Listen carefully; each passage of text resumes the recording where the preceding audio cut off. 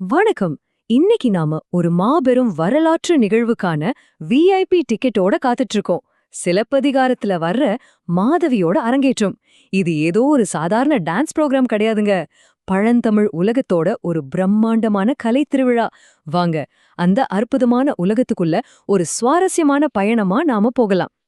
சரி, நாம நேரடியா விஷயத்துக்குள்ள போயிடலாம். தன்னோட முதல் மேடை பயணத்துக்காக காத்துட்டு இருக்கிற இந்த மாதவி வெறும் ஒரு நடன கலைஞர் மட்டும் கிடையாது, கலைகளோட உச்சத்தை தொட்ட ஒரு மாபெரும் சாதனையாகர். அவங்களோட அந்த பிரம்மாண்டமான அரங்கேற்ற ஏற்பாடுகளை பத்தி தெரிஞ்சுக்க அவங்களே இன்னைக்கு நமக்கு ஒரு வழிகாட்டியா இருக்க போறாங்க. நம்ம இன்னைக்கு என்னென்ன பார்க்க போறோம்னு ஒரு குவிக் லிஸ்ட் இதோ. காப்பிய பின்னணி, மாதவியோட பயிற்சி, அந்த நாட்டிய அரங்கத்தோட அமைப்பு, தலைக்கோல் மற்றும் அதோட இசை, அப்புறம் இறுதியா அந்த மாபெரும் அரங்கேற்றமும் அதுக்கான பரிசும். பகுதி 1. காப்பிய பின்னணி, சிலப்பதிகாரத்தின் பெருமை. முதல்ல நாம ஒன்னு புரிஞ்சுக்கணும், சிலப்பதிகாரம் ஒரு சாதாரண ராஜா ராணி கதை இல்லங்க. இது முத்தமிழ் காப்பியம்னு அழைக்கப்படுது. ஏன்னா இயல், இசை, நாடகம்னு மூணுமே இதுல அடங்கியிருக்கு. அரசர்களை பத்தி மட்டுமே பாடாம நம்மள மாதிரி சாதாரண மக்களை பத்தி பாடினதால இது ஒரு குடிமக்கள் காப்பியம், பொதுமக்கள் காப்பியம். அதோட ஒரு பொண்ணை மையமா வச்சு அரசனை எதிர்த்து நியாயம் கேட்டதால இது ஒரு புரட்சி காப்பியம்னு கூட சொல்லப்படுது. எவ்ளோ பவர்ஃபுல்லான பேர்கள் பாத்தீங்களா? பகுதி 2. மாதவியின் பயிற்சி, ஒரு மேதையின் உருவாக்கம். இப்போ மாதவிய பத்தி பார்க்கலாம். அவங்க எப்போ தன்னோட பயிற்சி ஆரம்பிச்சாங்க தெரியுமா? தன்னோட 5வது வயசுல.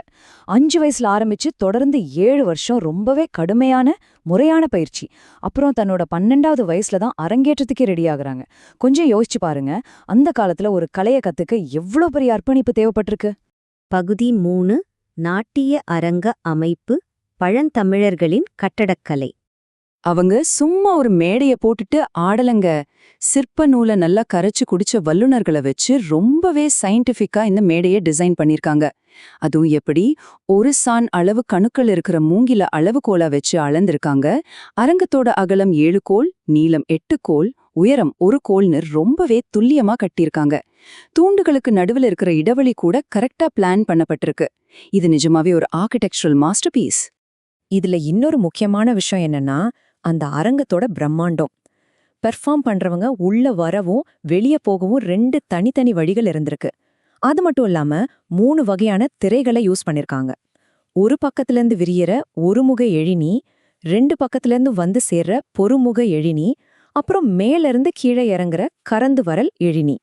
மேல பாத்தீங்கன்னா ஓவியங்கள் வரைஞ்ச ஒரு விதானம், அதுலேருந்து தொங்குற முத்து மாலைகள்னு பாக்குறவங்களுக்கு அது அப்படியே ஒரு மாயாஜால உலகமா இருந்திருக்கும். பகுதி 4. தலைக்கோள் மற்றும் இசை, புனிதமான இன்னிசை. இப்போ இங்கதான் ஒரு சுவாரஸ்யமான ட்விஸ்ட் இருக்கு. இந்த தலைக்கோல் அப்படிங்கிற புனிதமான பொருள் எப்படி உருவாச்சு தெரியுமா? போர்க்களத்துல தோத்து போன ஒரு பகை மன்னனோட வெண்கொற்ற கொடையோட காம்புல இருந்துதான் இதை செஞ்சிருக்காங்க. அதோட கணுக்கல்ல நவரத்தினங்களை இழைத்து சாம்புநதம் அப்படிங்கிற மிக உயர்ந்த தங்க தகட்டால சுத்தி ஒரு கலை பொருளா மாத்திருக்காங்க. வீரமும் கலையும் எப்படி ஒன்னா சேருது பாருங்க. ஆனா இந்த தலக்கோலை சும்மா அப்படியே மேடைக்கு கொண்டு வந்துட மாட்டாங்க. முதல்ல புண்ணிய நதிகள்ல இருந்து தண்ணி கொண்டு வந்து அதுக்கு அபிஷேகம் பண்ணுவாங்க. அப்புறம் ராஜாவே அதுக்கு மாலை அணிவிச்சு முரசுகள்லாம் முழங்க பட்டத்து யானை மேல வச்சு ஒரு பெரிய ஊர்வலமாவே கொண்டு வருவாங்க. கடைசியா ஒரு கவிஞர் மூலமா அந்த தலக்கோல் மேடையில வைக்கப்படும். இது கிட்டத்தட்ட ஒரு பெரிய சடங்கு மாதிரியே நடந்திருக்கு. பழந்தமிழர்களோட இசை அறிவை, குறிப்பா அவங்களோட கணித அறிவை இந்த விவரங்கள் மூலமா நம்ம தெளிவா பார்க்கலாம். பண்டைய யாழ் வகைகளோட நரம்புகளை பாருங்களேன். பேரியாழ்ல 21 நரம்புகள், மகர யாழ்ல 17, சகோட யாழ்ல 16. அது மட்டுமில்லாம 7 நரம்புகள் கொண்ட செங்கோட்டியாழ்னு ஒன்னும் இருந்திருக்கு. மியூசிக்ல அவங்க எவ்ளோ பெரிய சயின்ஸை யூஸ் பண்ணிருக்காங்கன்றது ஆச்சரியமா இருக்குல்ல. அந்த காலத்தில் லைவ் ஆர்கெஸ்ட்ரா எப்படி இருந்திருக்கும்னு இமேஜின் பண்ணி பாருங்க. முதல்ல குழல், அதாவது புல்லாங்குழல் இசைய ஆரம்பிக்க, அதைத் தொடர்ந்து யாழிசை சேர்ந்திருக்கு. அந்த யாழிசைக்கு ஏத்த மாதிரி தன்னுமை அப்படிங்கிற மத்தள மொழிக்க, அது கூட முழவு வாத்தியமும் சேர்ந்து ஒரு மாபெரும் ஒத்திசைவ, அதாவது ஒரு பெர்ஃபெக்ட் சிங்க்ரனைசேஷனை உருமாக்கியிருக்கு. இதை கேட்கும்போதே நமக்கு அப்படியே புல்லரிக்குதில்ல. பகுதி 5. அரங்கேற்றமும் பரிசும், மாபெரும் வெற்றி. ஒரு வழியா மாதவி மேடை ஏறுறாங்க. எப்படி? தன்னோட வலது கால முன் வச்சு மேடையில ஏறி அந்த மங்களகரமான வலது தூண் பக்கத்துல போய் நிக்கிறாங்க. முதல்ல வாரம்னு சொல்லப்படுற தெய்வ பாடல்களை பாடிட்டு அதுக்கப்புறம் டான்ஸ் ஆட ஆரம்பிக்கிறாங்க.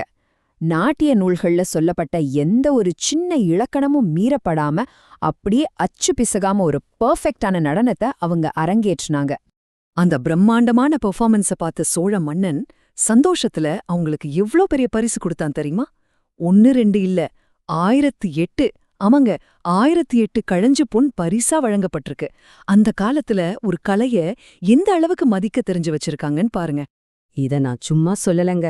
இளங்கோவடிகள் தன்னோட நூல்ல 1008 கழஞ்சு பொன் அப்படின்னு ரொம்ப தெளிவாவே ரெக்கார்ட் பண்ணியிருக்கார். அரங்கேற்றம் பண்ற நாடக கலைஞர்களுக்கு இவ்வளவுதான் பரிசு கொடுக்கணும்னு இருந்த அந்த ரூல்ஸ் படி அந்த மாபெரும் பொன் மாலைய மன்னன் கிட்ட இருந்து மாதவி வாங்குறாங்க. ஆனா இந்த தங்கம் பொருளை எல்லாம் தாண்டி அவங்களுக்கு கிடைச்ச ஒரு மிகப்பெரிய அங்கீகாரம் ஒன்னு இருக்கு. அதுதான் தலைக்கோழி அப்படிங்கிற பட்டம். ஒரு நடன கலைஞர் தன்னோட வாழ்நாள்ல வாங்கக்கூடிய ஆக சிறந்த உச்சபட்ச கௌரவம் இதுதான். இத்தனை வருஷ உழைப்புக்கும் அர்ப்பணிப்புக்கும் கிடைச்ச மாபெரும் வெற்றி இது. இப்ப நம்ம கொஞ்சம் சிந்திச்சு பார்க்கணும். 2000 வருஷத்துக்கு முன்னாடி நடந்த ஒரே ஒரு நடன நிகழ்ச்சிக்கு இவ்வளவு பர்ஃபெக்டான ஆர்கிடெக்சர், கணித அடிப்படையிலான இசை, இத்தனை வருஷ கடுமையான ஒழுக்கம் தேவைப்பட்டிருக்கு அப்படின்னா பழந்தமிழர்களோட இன்னும் எத்தனையோ சிறப்பான தொழில்நுட்பங்களும் சயின்ஸும் நம்ம கண்டுபிடிக்காமலே விட்டுப்பட்டிருக்குமோ? இந்த கேள்வியோட நான் இன்றைய விளக்கப்பதிவை நிறைவு செய்றேன். இத பத்தி நீங்க என்ன நினைக்கிறீங்கன்னு யோசிச்சு பாருங்க.